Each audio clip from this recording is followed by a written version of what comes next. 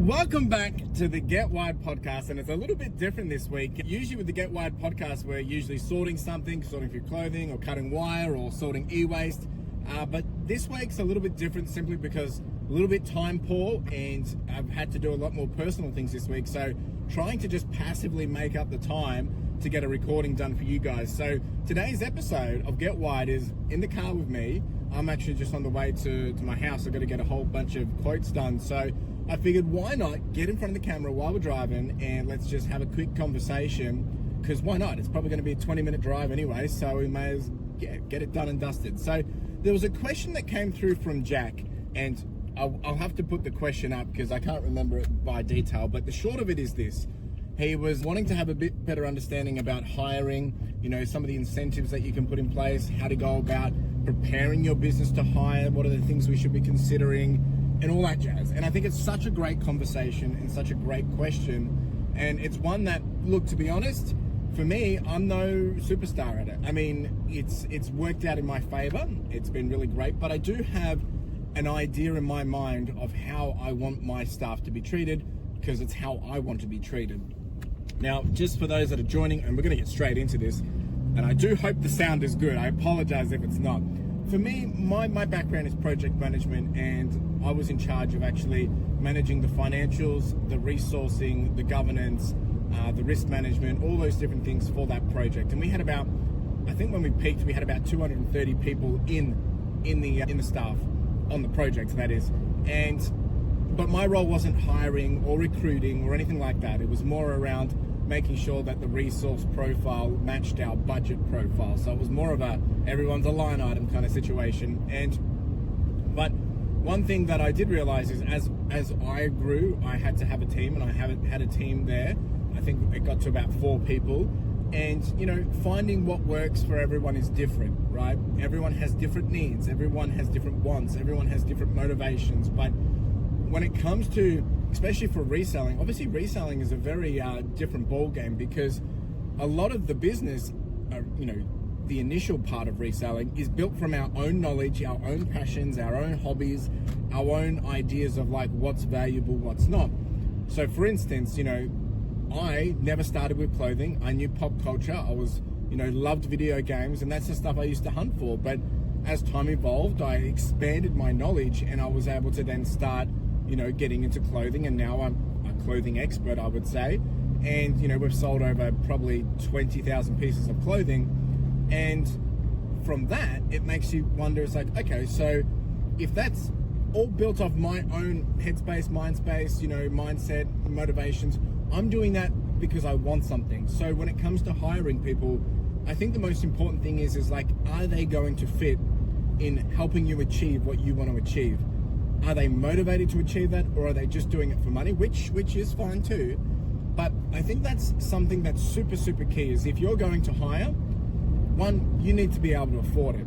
Secondly, you got to understand, why are you hiring? What are they doing, and why are they doing it? So for instance, let's say to hire someone for a whole year is going to be $30,000. They need to make $30,000 to cover themselves. They also need to make $30,000 to cover expenses and, basically just reinvest that cash flow back on top, so double your money. But then ideally you want it to be a 3 times multiplier, so you're getting another $30,000 on top of it. So someone that you're paying $30,000 for, ideally should be bringing in $90,000 of revenue. That would be the sweet spot. Anything above that is even more gravy. And you got to understand that if that's what you're doing, if that's what you're paying them, and I'm just using that as an easier number, then you need to understand, why would they want to be doing this, right? Whether it's working 30 hours, 40 hours, or whatever, understanding their motivation and understanding why they would want to do this and why they're going to be successful at this role. Now, that's the individual. You want to find out that, but you got to make sure you got your house clean, so you know what they're doing, why they're doing it, what value they bring, what value they need to bring, and what do they need to achieve to be successful? What does success look like, right? So that's what you need to have all prepared. But when it comes to the individual, you need to make sure that you can help them be successful. If their job is to take photographs, if their job is to do quality assurance, if their job is to do listings, I'm talking reselling in this perspective, then you want to know what is going to make their life easier. Because just because you've done it a certain way doesn't mean that that way is always and has always been the best way to do it. You want them to come in to be able to make the job better, to be able to achieve the outcome quicker, more efficiently, more smarter, with a better outcome result, right? Now, if that means that, and I've had to do this with all my staff, getting them comfortable in their photo booths, making sure they have the right tools, the right systems, the right processes, the right comforts, the right easeability or accessibility to be able to do things. You don't want to tell them to suck it up and be uncomfortable and then try and get their best result. They're going to get their best result when they're comfortable and when they're looked after and when they feel valued and when they feel part of something that is beyond them. And that's why it's really important to understand what's their motivations. Are they just there because they need some extra cash? Are they there because they want to help you see, you achieve your goals and build your dream? Or are they there for a means to an end? Maybe they just say, look, I just want to do this for a year, get some experience, and then go do it myself. And you got to understand, well, how does that work for you? Does that fit into your piece of the puzzle or piece of the pie or piece of the pizza? Because, I don't want to be training someone, only with the intention that they're going to, jump ship and then go build the business and then their own business and then compete with me. I mean, that might happen, but the intention is come work for me. I'll pay you really great and we can build this out together and we can both be rewarded for it. So when you understand what they want to be, if they just want to be someone that sits behind a desk and do not be spoken to, do you have a role that fits that need? And they're not ambitious. They just really want to do a really good job at doing their job. Perfect. Maybe you need someone for admin. Maybe you need someone for data entry. They may be perfect for it. So that's the things I would be thinking about. And then how do you look after them? You want to make sure, one, you're paying them correctly. Make sure you're doing it by the books, but also, yeah, sure, you could pay the minimum wage, but there's going to be a conversation when they'll start saying, I need more money because someone else can pay me the same and I can be doing less, or vice versa. You don't want them to be thinking about or stressing about their ability to be able to earn. You want to give them a good opportunity, a good deal, whether it's the flexibility, whether it's the working hours, whether it's the schedules, whether it's the actual pay, making sure you're paying them super, are they getting annual leave, are they getting bonuses, whatever it may be. It's different for everyone. Not everyone is motivated by money. Most are, or can be. But, even if it's just employee perks, team will get discounts if they want to buy something. They're all paid, a good amount, I think probably earning more than me, to be honest, because I'm not profiting much at all. But the point is they're well looked after. And if you can look after them, they're going to do naturally, this is a high percentage, are going to do their job well. And you don't want to have to be worrying about, are they going to do their job well today? And this has nothing to do with their ability to do the job. If they have the ability to do the job and they're well, obviously, have the incentive to do their job well, they're well looked after, naturally, you're motivated to do the best outcome.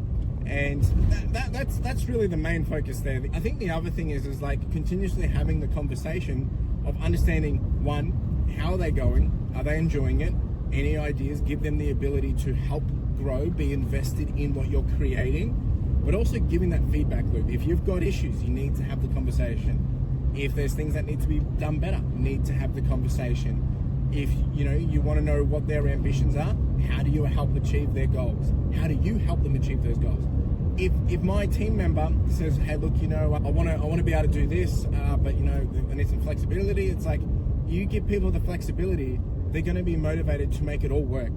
But if you're saying, no, you can't go, pick up your kids from school because you need to be working, well, they're not going to like the environment, they're going to be stressed, and they're not going to feel comfortable, and soon they won't want to be working there. It just, to me, that's just logical. That just makes sense. But you don't want to put yourself in a position where you blindside yourself either. You don't want to be, being so far gone that you haven't checked in with done a pulse check with your team, and that someone's already thinking of leaving, and then it's a surprise to you. If it's a surprise to you, you've done a bad job. So, how do you prepare your business for this? And I've forgotten all the questions. I hope this is answering them. How do you prepare your business for someone or your first employee? Again, I think it really comes down to, what are they doing? And, you know, when I first had someone, I needed to make sure that I've got enough stock for them to be able to be, you know, productive. I need to have processes to ensure that they can be productive. So if you've been doing this all yourself and it's in your head, what you want to do is make sure it's on paper. You want to make sure there's a SOP or a plan or a process guide that they can follow step by step to replicate the results that you want. It's not about, I'll go figure it out and go make it, do it. It's about, this is how we get the result that I already get. If you already have 100% feedback, what gets you to that 100% feedback? You do this, you do this, you do this, you do this, you do this. So you want them to replicate that process. But that doesn't mean they shouldn't be looking at ways to improve that process. I like to think about, you want to hire someone, yes, they're doing the job, but they're actually hired to make their role better, right?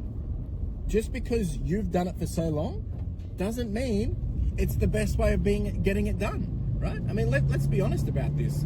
If we do something for so long, if you've always done it the way you've always done it, you always get the same result you've always gotten, right?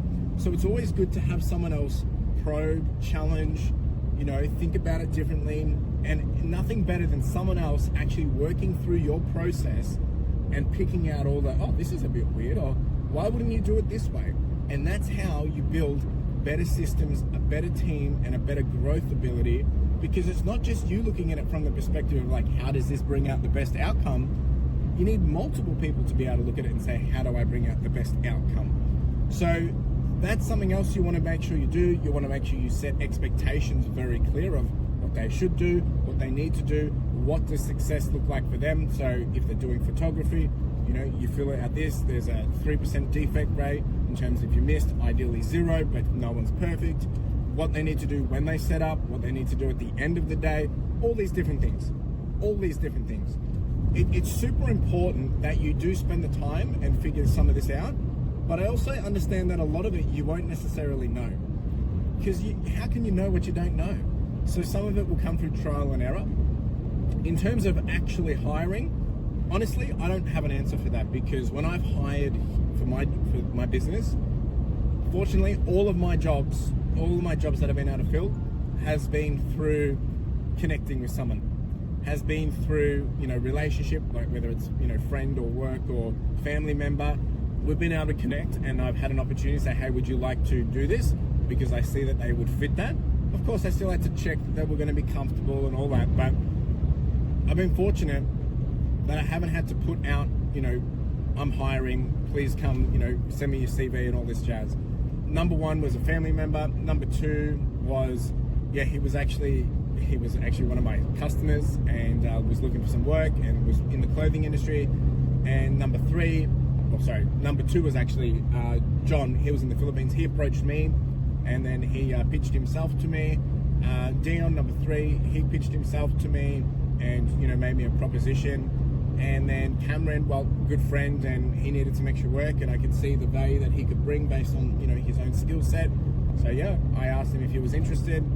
Yeah, and that's how it's been, right? So very fortunate. But again, if you're not clear in communicating what you want, how you want it, what the expectations are, what does success look like, what do the outcomes look like, then you can't expect people to meet those standards if you haven't set those standards yourself. So definitely something to take into account.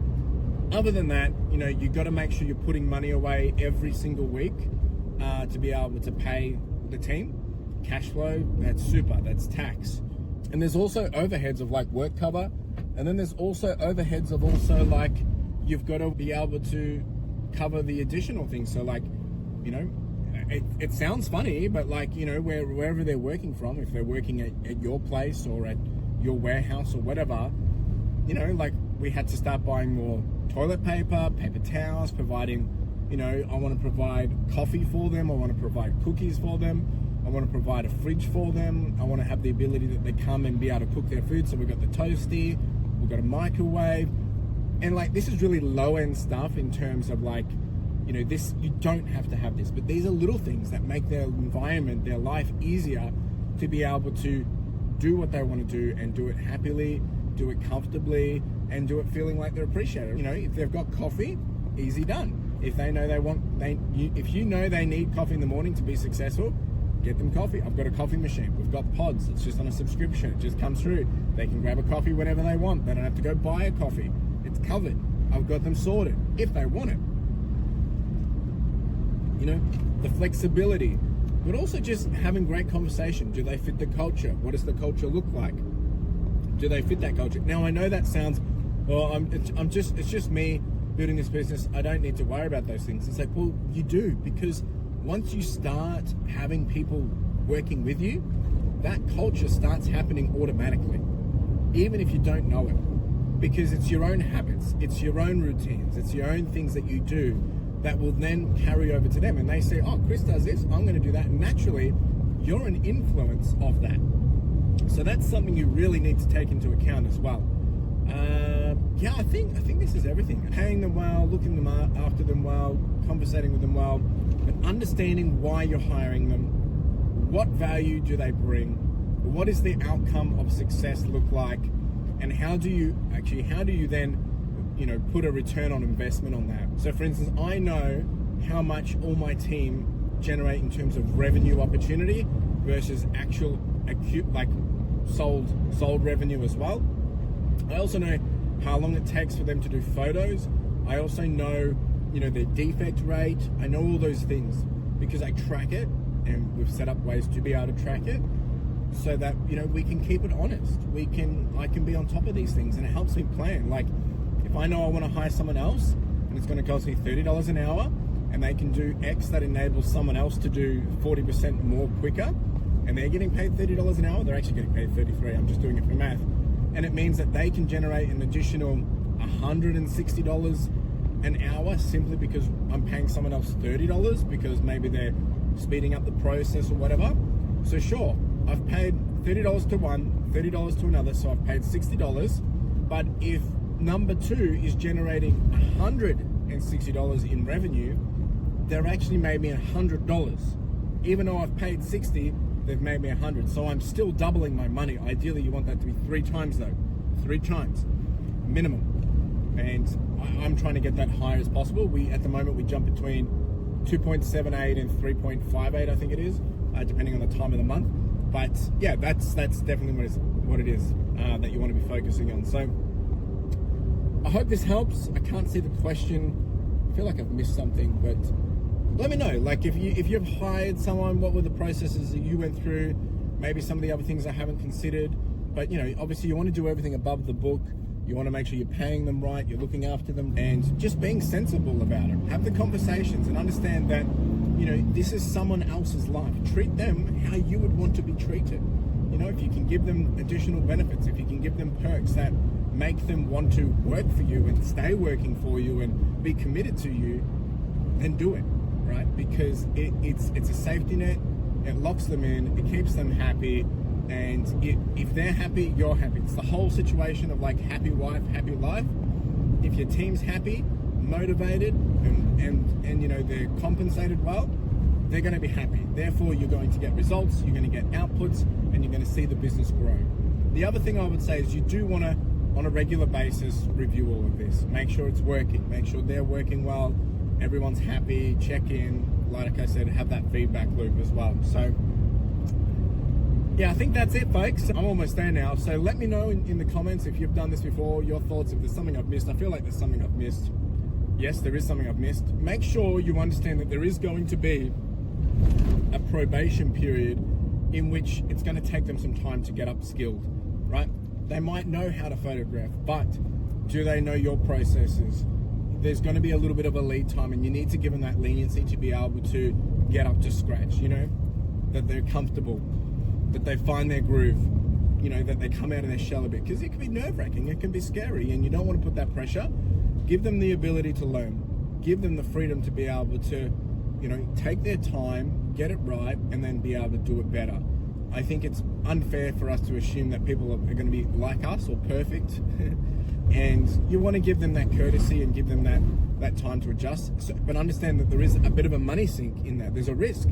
You might, you know, say come for 3 months, probation. If it doesn't work out, they walk away, you walk away, but you've still had to pay them regardless. So be willing to lose that money. Be willing to. Yeah. great conversation. Let me know in the comments if there was anything else that you want me to clarify, talk about. Yeah, drop a comment, more than happy to do so. A little bit different. There might be a few more like this for the rest of the year because so many things going on. Personally, like got a house, getting married, just in between so much stuff. So if I can do a few more like this, I will, because it's going to save me a lot of time. Appreciate you all. I will see you when I'm looking at you. Take it easy, be kind, and yeah, we'll be back here again next week doing it all again. Ciao!